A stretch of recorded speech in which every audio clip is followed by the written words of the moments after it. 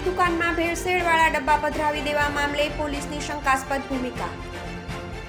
શહેરના મંત્રેશ કોમ્પ્લેક્સ નજીક એક દુકાનમાંથી ગ્રાહકે તેલના ડબ્બાની ખરીદી કરી હતી। જે તેલ ભેળસેળવાળું હોય ગ્રાહક ડબ્બા સાથે દુકાને પરત ગયો હતો અને પોલીસને જાણ કરી હતી। જાણ થતાં પીસીઆર વાન દુકાને પહોંચી હતી તેમજ ગ્રાહક અને દુકાનદારને પોલીસ સ્ટેશન બોલાવ્યા હતા।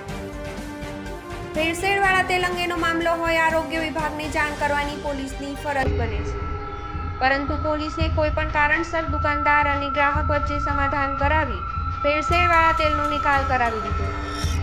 લોકોના આરોગ્ય સાથે ચેડા કરતા વેપારી પર કોઈ પગલાં કેમ ના લેવાયા?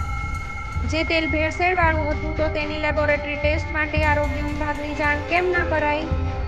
આરોગ્ય વિભાગને જાણ કર્યા વગર રફેદફે કરવા અને સમાધાન કરાવવાનો મામલો પોલીસ તરફ શંકા ઊભી કરી રહ્યો છે। રિપોર્ટ બાય વિપુલ ગોહિલ સાથે સંજય રાવલ, એસબી ન્યૂઝ, ભાવનગર।